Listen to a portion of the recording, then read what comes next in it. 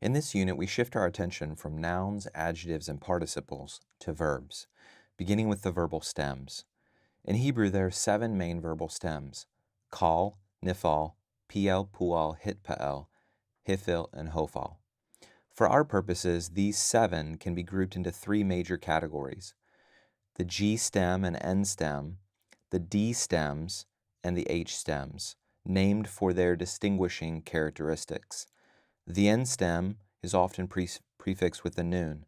The D stems have a dagesh forte and R2, and the H stems are often prefixed with a he. The G stem is the anomaly, named for its function as the base stem, in German, the Grundstamm. Within these 3 categories, there is also a relationship between the stems. In the first category, the nifal is often the passive or reflexive of the active kal meaning. Second, within the D stems, the pual is the passive and hitpael reflexive of the active pl meaning. Finally, for the H stems, the hofal is often the passive of the active hifil meaning. Now let's look at each stem individually to examine its possible syntactical functions. We begin with the G stem. Kal verbs can either be fientive, representing an action or motion, or stative, describing a state or quality. Both of these functions can be seen in one verse, Exodus 9, verse 7. Vaishlach paro, vehene lo meit mimichnei Yisrael ad echad. Then Pharaoh sent, and behold, not even one of Israel's livestock was dead. Here you see shalach used as the main verb, a fientive verb describing the action of Pharaoh. In the latter part of the verse, we read, Vayichbad lev paro velo shilach et ha'am. And the heart of Pharaoh was hardened, and he did not release the people.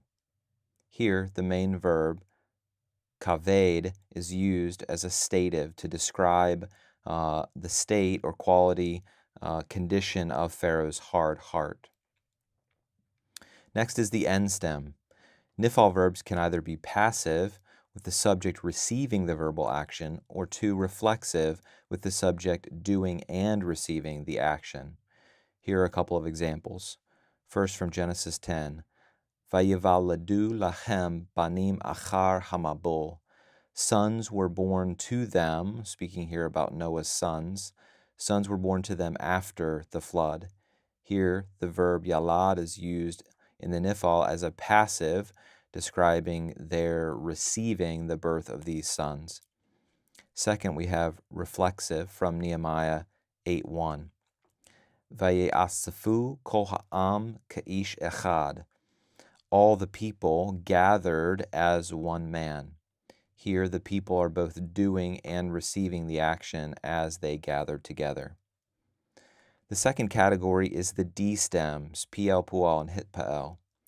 PL active and pual passive verbs can be either factative, turning causative verbs into transitive verbs, denominative, making an adjective or noun into a verb, or plurative, stressing repeated verbal action.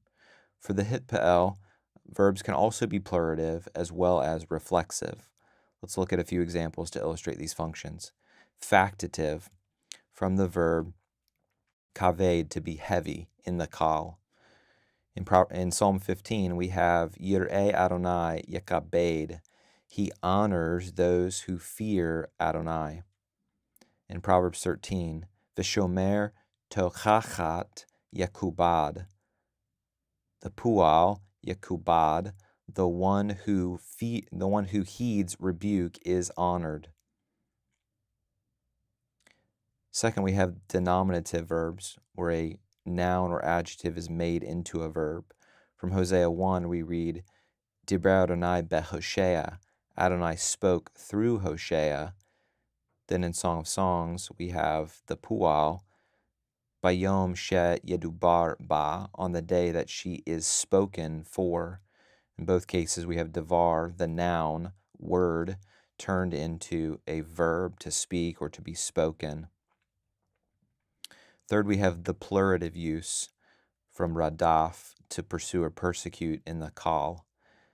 V'ridfa et me'ahaveha. Then she will constantly pursue her lovers, from Hosea 2, or Isaiah 17, the Rudaf Kamots, driven like chaff. Both of these describing repeatedly pursuing or being pursued. And then in the Hithpa'el, we also have the plurative use from Genesis 13. God's instruction to Abram, Kum hithalek ba'aretz, get up and walk back and forth through the land. Finally, for the Hithpa'el, we have the reflexive use. Vayet chabe ha'adam ve'ishto mipnei Adonai.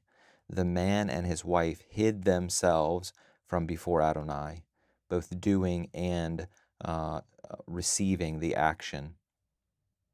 The final category is the H stems, Hifel and Hofal.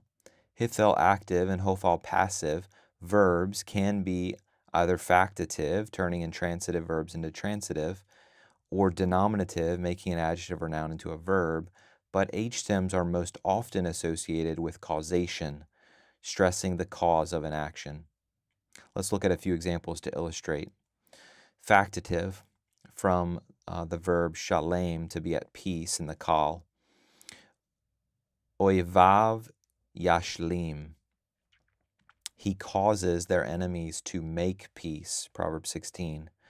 Or Job 5, Ve'chayat hasadeh hosh lama. The wild animals will be made peaceable. Second, denominative. Lo himtir Adonai. Adonai had not caused it to rain. Or Ezekiel 22, Eretz lo humtara, a land which is not rained upon.